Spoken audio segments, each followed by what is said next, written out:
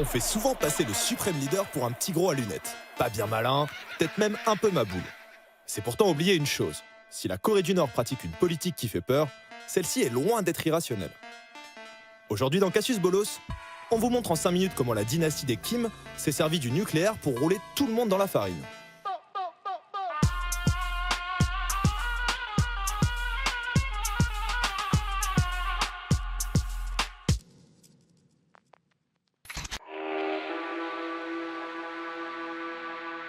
Pour comprendre l'obsession nucléaire de Pyongyang, il faut remonter à la guerre de Corée.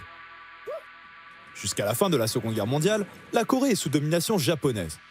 Quand le Japon capitule, la péninsule est partagée en 2 zones d'influence. Au nord du 38e parallèle, l'Union soviétique, au sud, les États-Unis. Le 25 juin 1950, le nord dirigé par Kim Il-sung envahit la Corée du Sud. Pour mettre fin au conflit, le général MacArthur propose de lâcher entre 25 et 50 bombes atomiques sur la frontière sino-coréenne. Faut leur péter la gueule. Bon, l'histoire retient qu'il l'a pas fait. Mais tout le monde s'en souvient, particulièrement chez les Kim. En 1953, un armistice est finalement signé. Les positions restent figées autour du 38e parallèle et l'existence de 2 Corées est scellée.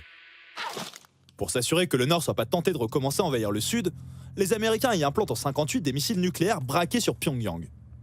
Depuis cette époque, la dictature vit sous les sanctions économiques et la menace permanente du parapluie atomique américain. Ensuite, faut savoir que depuis les années 80, la situation économique du pays relève plus du marasme que de la marade. Et quand l'Union soviétique s'effondre en 91, les mecs se retrouvent carrément dans la panade. La population est dévastée par une série de famines et la dictature risque de s'effondrer sur elle-même. À partir de là, le régime, dépité, cherche à se relancer par tous les moyens. Et quel meilleur moyen que de faire chanter les grandes puissances avec une petite bombe atomique. En 85, le pays avait ratifié le traité sur la non-prolifération des armes nucléaires, ce qui lui garantissait l'accès au nucléaire civil en échange du renoncement à la bombe A. Sauf que dès le début, les Américains le sentent pas et les accusent de chercher à se doter de l'arme atomique. Bon, les gars avaient pas totalement tort, et il se passait effectivement quelques trucs louches dans les montagnes nord-coréennes. Du coup, en 1994, pour garantir la survie du régime, les Nord-Coréens ont la bonne idée de transformer leur programme clandestin en un moyen de négociation. Envoyez quelqu'un pour négocier. Et ça marche. La même année, l'accord de Genève est signé, et pour la première fois, le régime accepte de démanteler son programme nucléaire en échange d'importantes garanties économiques et sécuritaires. À ce moment, les mecs se rendent compte qu'il leur suffit d'agiter la menace atomique pour obtenir un paquet de trucs. Malin, ils décident de jouer double jeu, sans réellement suspendre leur programme. En 2002, l'administration Bush Jr., pas vraiment du genre à faire du social avec les autres puissances, sent bien qu'elle se fait un peu entuber.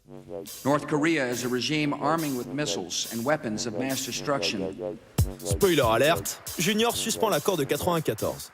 Pour la Corée du Nord, c'est retour à la case départ sans toucher un centime. Mais là, le régime prend peur, remet la crème de ses scientifiques sur le coup, et forcément...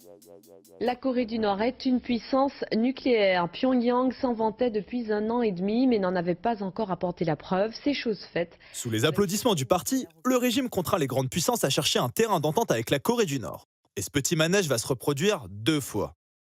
En 2007 d'abord, le régime renonce à son programme nucléaire dans le cadre des accords de Pékin. 25 millions de dollars et quelques sacs de riz plus tard, la Corée du Nord décide de se moucher avec l'accord et relance ses réacteurs. En 2012, rebelote. Un nouvel accord avec l'administration Obama est trouvé, sauf qu'entre-temps, c'est ce bon vieux Kim Jong-un qui a pris le pouvoir. Et lui, il est moins là pour beurrer les coquillettes que pour faire perdurer le rêve atomique de papy. Faut dire que malgré les promesses de désarmement, la capacité atomique nord-coréenne n'a cessé de s'améliorer depuis 2006, jusqu'à apparaître comme pleinement opérationnelle.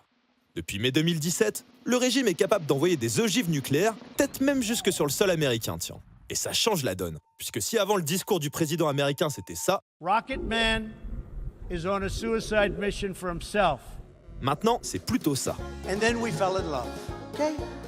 No, really. He wrote me beautiful letters. Comment l'expliquer? We fell in love.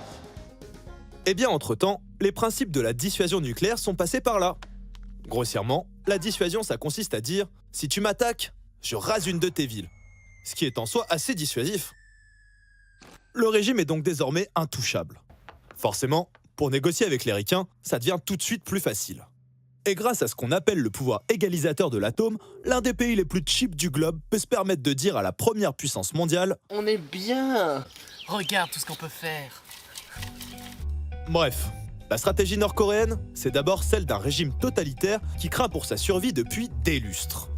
Dans ce contexte, le nucléaire apparaît avant tout comme un moyen défensif de sanctuarisation du territoire. Au final, on commence à capter que la stratégie des Kim, c'est pas de faire péter la planète, mais plutôt de pérenniser le régime.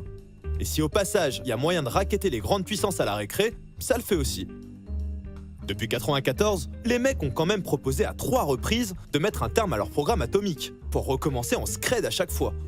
Et ça paye, puisqu'à part les envahir façon Irak ou les japoniser façon Hiroshima, l'administration américaine n'avait pas vraiment d'option crédible pour empêcher les Nord-Coréens d'avoir la bombe.